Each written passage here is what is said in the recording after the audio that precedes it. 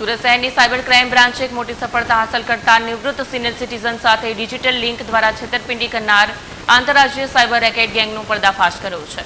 સુરત શહેરની cyber crime બ્રાન્ચે એક મોટી સફળતા હાંસલ કરી છે। શહેરમાં રહેતા એક નિવૃત્ત વરિષ્ઠ નાગરિકને સાયબર ઠગોએ તેમના મોબાઈલ ફોન પર એક બનાવટી ડિજિટલ લિંક મોકલી હતી। આ લિંક પર ક્લિક કરતાં જ તેમના ખાતામાંથી મોટી રકમ ઉપાડી લેવામાં આવી હતી। આ બાબતે ફરિયાદ નોંધાતા સાયબર ક્રાઇમ બ્રાન્ચની ટીમે તાત્કાલિક કાર્યવાહી હાથ ધરી હતી।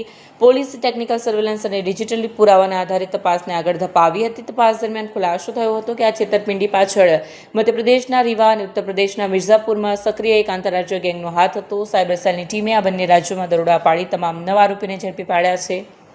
પોલીસે લોકોને ખાસ કરીને વરિષ્ઠ નાગરિકોને અજાણી વ્યક્તિઓ દ્વારા મોકલવામાં આવતી ડિજિટલ લિંક્સ પર ક્લિક ન કરવા અને આવી કોઈપણ છેતરપિંડીની ઘટના અંગે તાત્કાલિક પોલીસને જાણ કરવા અપીલ કરી છે। આ કાર્યવાહીથી શહેરની સાયબર સેલની સતર્કતા અને કાર્યક્ષમતા સામે આવી છે।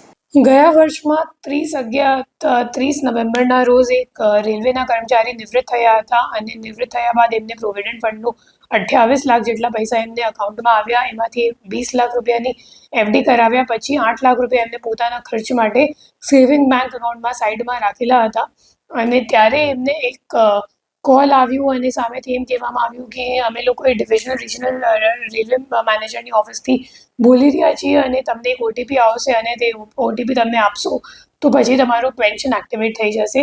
તો એમ કહીને એમને એક ડિજિટલ લિંક મોકલવામાં આવી અને ડિજિટલ લિંક પર ક્લિક કરવાથી એમનું ફોન હેક થઈ ગયું અને ફોન હેક કર્યા પછી એમના અકાઉન્ટમાંથી કુલ 8,12,000 રૂપિયા ટ્રાન્સફર થઈ ગયા અને આ બાબતની એફઆઈઆર અહીંયા સાયબર ક્રાઇમ પોલીસ સ્ટેશનમાં નોંધવામાં આવી હતી।